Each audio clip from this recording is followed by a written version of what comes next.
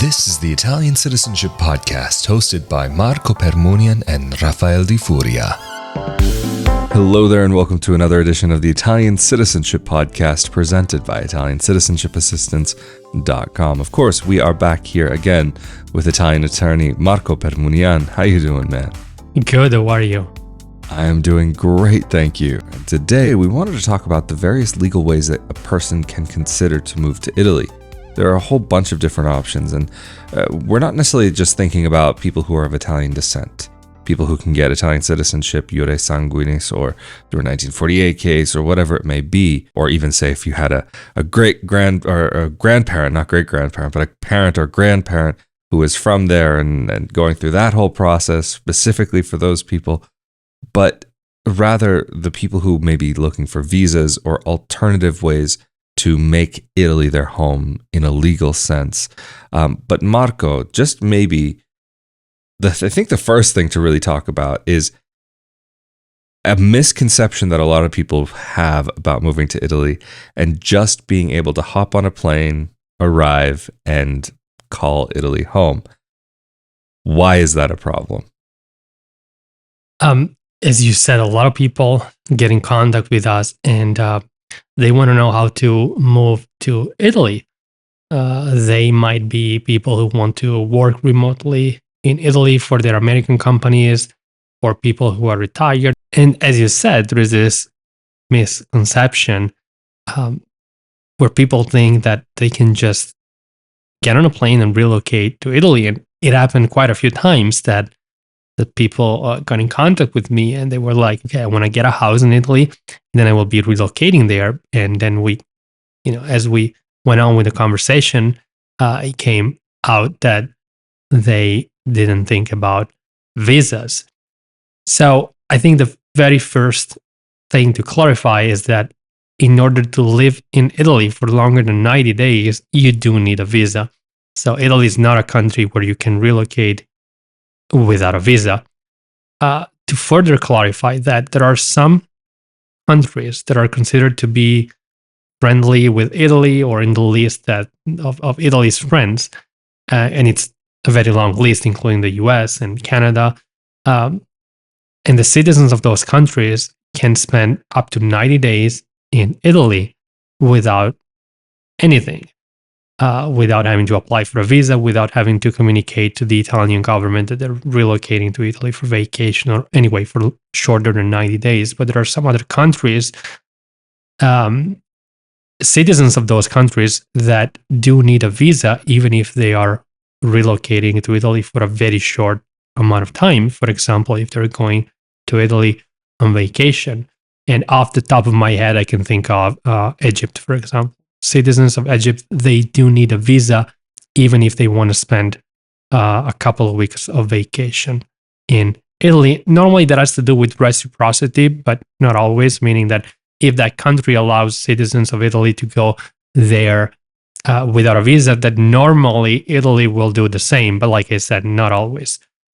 But in any event, you can stay in Italy without a visa if you are in that list of countries, if you are a citizen of a country in that list, for up to 90 days every 180 days.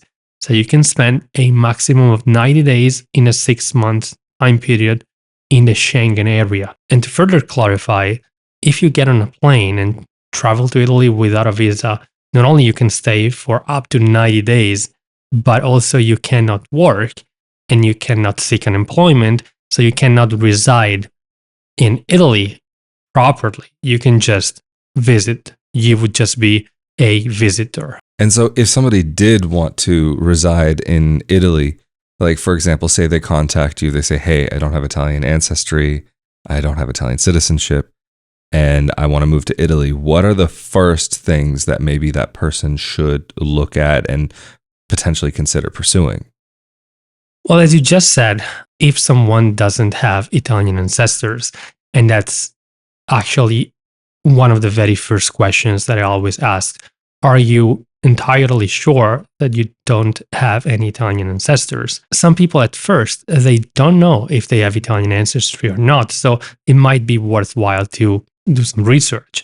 But if that's ruled out, meaning you're sure there are no Italian ancestors in your family, and of course, if you're not married to an Italian citizen, then the only way to relocate to Italy long term is to get a visa. Now, probably the visa that it's easier to qualify for is the elective residency visa, also known as retirement visa. And that visa, first of all, is not only meant for retired people, it's for anybody, regardless of their age. So it could be also for somebody who is very young. And it's a visa that is very often pursued because it doesn't require a specific reason for you wanting to relocate to Italy. And I'll explain myself here. If you're applying for a student visa, for example, it means that you want to attend school in Italy and that you are enrolled in school. Or if you apply for a work visa, it means that you have an employer.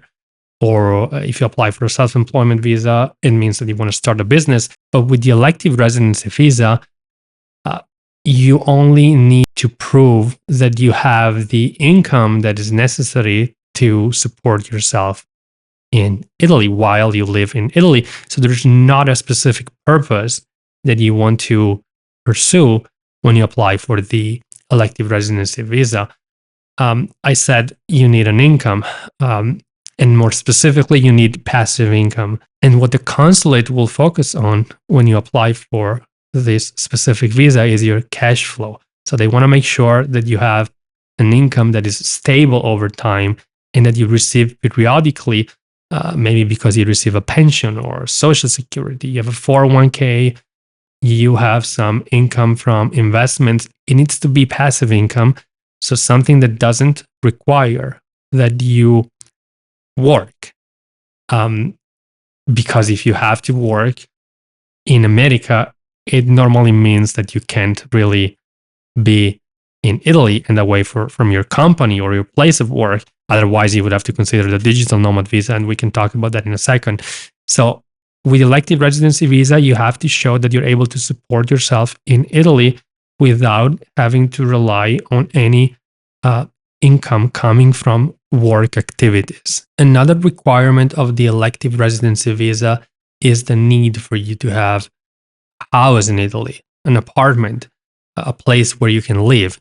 It doesn't necessarily have to be a property that you own. It can be something that you rented, but you do need either a rental agreement or a deed of property, a document that shows that you have a place where you can reside during the time in which you will be in Italy. And the elective residency visa is normally good for 1 year, and then you need to renew it. But moving on, the elective residency visa is only good for 1 year, after which you have to renew it from within Italy, so you do not have to relocate back to the US or even travel back to the US to obtain this visa again or renew it. You can do so from within Italy as long as you maintain the financial requirements. But I talked briefly about the digital nomad visa just a moment ago. We talked about this in another episode, which we released, I believe, a couple of months ago when the news came out that Italy was joining other countries and introduced the digital nomad visa, which is something that didn't exist in Italy before.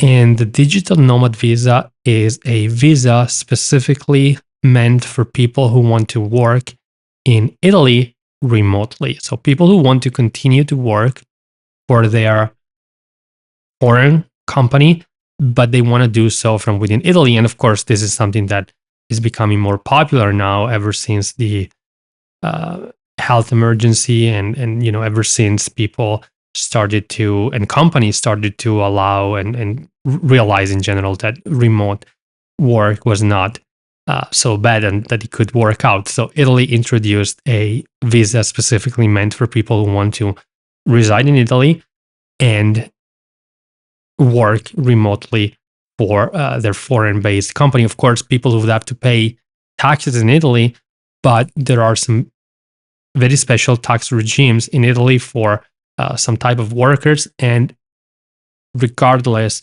there is a treaty, an international treaty between Italy and America that avoids almost entirely up to a certain amount double taxation. With regard to the digital nomad visa, though, we should probably clarify that the Italian government hasn't released yet all of the provisions that they needed to release in order for this visa to be fully effective and in order for people to be able to apply for this visa. So as of this moment in time, we only know that this visa has been introduced, though the law that introduced the visa specifically said that further regulations needed to be issued by the government, and there seems to be a delay because the time line for that was going to be 30 days. But of course, the government didn't release those provisions in time, and now we're still waiting for the government to issue these provisions that will make this visa fully effective. So as of this moment in time, you can't really apply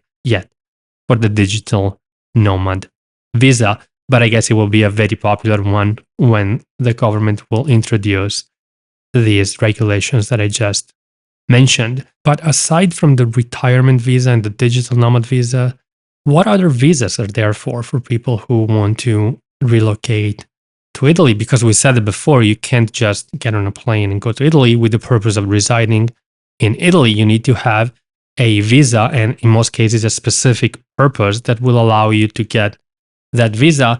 And I guess one of the other popular options that people choose is to apply for the student visa, which it goes without saying, you need to be enrolled in an Italian school. And the visa is only valid for the duration of your school program. It could be a language school, it could be a university, but you need to be enrolled in an Italian school in order to be able to apply for this visa.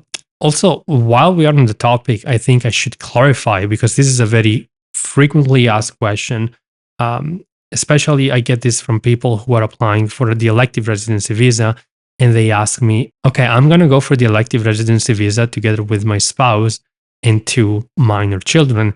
And of course, myself and my spouse, we will not be working because that's not allowed, but my 2 kids will be going to school in Italy. Do they need a student visa? And the answer is not necessarily, because if they are included in your elective residency visa, they can go to school in Italy even if they don't have a student visa, because the right to go to school is protected by the Italian constitution. So there is no need to apply for 2 different visas, elective residency and student visa.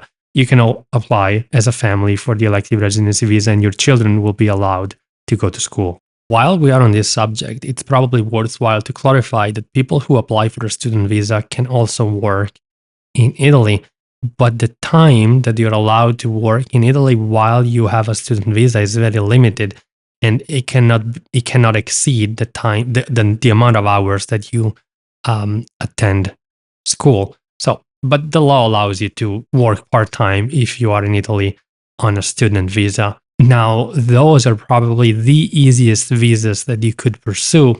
But I guess the next one, even if it's not as popular, would be the golden visa, which was also recently introduced by the Italian government.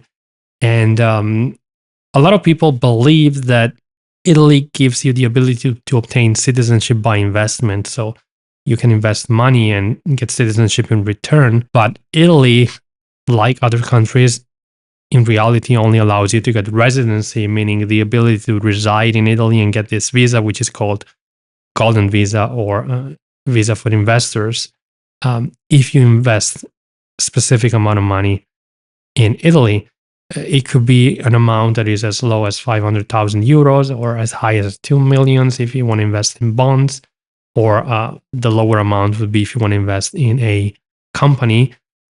But I believe that people can watch the episode that we record specifically about this episode, about this visa, to know more about the requirements of this visa, which was introduced just recently by the Italian government. Wow, that's so much information. Thank you so much for sharing all of that and going into this overview of everything that a person may want to consider, at least regarding visas. But in Italy, there's also the aspect that it's not just the visa that you need, but it's also the residency permit, the permesso di soggiorno, and then also residency. These are somewhat different things. Would you mind maybe going into that also, what a person needs to do to take care of these very necessary steps? In Italy, you not only need to apply for a visa to be able to enter Italy, but once in Italy, you also have to apply for a residency permit within 8 days from your arrival. So it's a combination of two things that you have to get in order to be able to reside in Italy long term. The very first one will be the visa, which you apply for through the consulate in the area where you reside abroad. And there is this misconception where people believe that you can relocate to Italy and then apply for a visa from within Italy. So the very first step is to be taken abroad in the country where you reside, where you apply for a visa through the consulate, through the Italian consulate. Once the visa is granted, you can access Italy as a visa holder and apply for a residency permit within 8 days from your arrival. And you apply for the residency permit at the local immigration office known as Questura in Italian.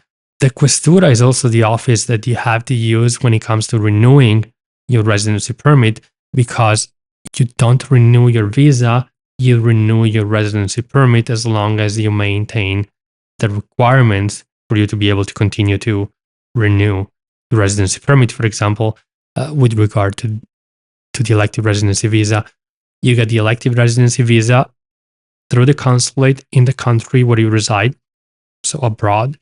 Then within 8 days from your arrival in Italy, you can apply for the permesso di soggiorno, which you can renew every year through the immigration office, the Questura in Italy. So with no need to relocate back to your own country, as long as you can show that you maintain the financial requirements. Now, so far we talked about the residency permit, and that's different from residency, at least in Italy, which in Italian is translated as residenza, which means being registered as a resident in an Italian municipality, and more specifically in the municipality where you reside. But you can do so only if you are an Italian citizen or if you have an Italian visa and residency permit. So only in those instances you can register as a resident in an Italian municipality, which means that you will be able to access these services meant for the local population. So you can apply for an Italian ID, you can register with the Italian healthcare system, you can apply for a tax code, you can do a lot of things that only residents, meaning people registered in an Italian municipality, can do.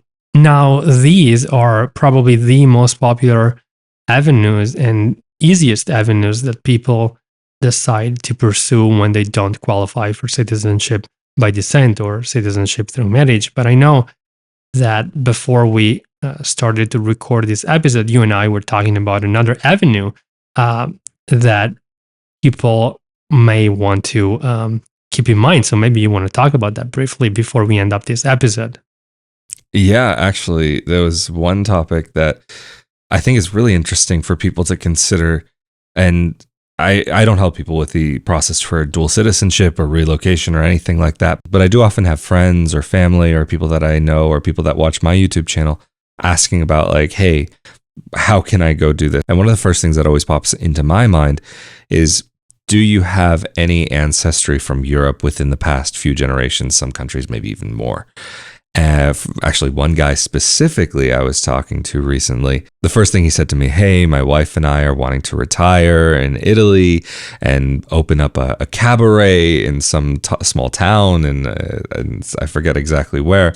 And I said, well, if you're wanting to get a retirement visa, you're not going to be able to work. But hold on, before we think about anything, do you have any ancestry from somewhere in Europe? I know you're not Italian. I know you don't have any Italian background, but is anybody in your family from Europe? I mean, clearly based on your complexion, I would make that assumption, but how recent was that?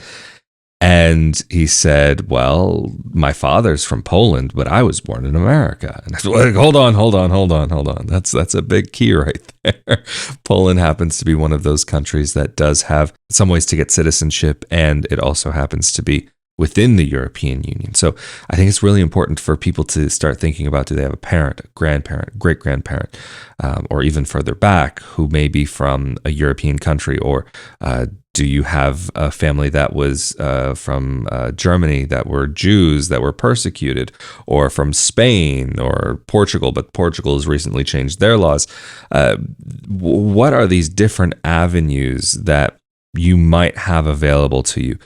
Is your spouse potentially European? Does that marriage to that spouse give you some type of visa? So even if you don't have European ancestry, maybe your spouse may be able to get European ancestry. I mean, I think Liechtenstein or one of these small European countries, they also have like this unlimited kind of bond chain like Italy does, as long as you can prove the family line. So if you can have that, it's a really amazing opportunity. So theoretically, your spouse would get the citizenship that they're entitled to. If they don't already have it, then you move with them to Italy and you get one of these family reunification visas so that the spouse of the European citizen can reside with you in Italy. I mean, even in other parts of Europe, I know this is very common that people do, or even a lot of people who get Italian citizenship by descent will get the citizenship, move to another European country, and register their non-European spouse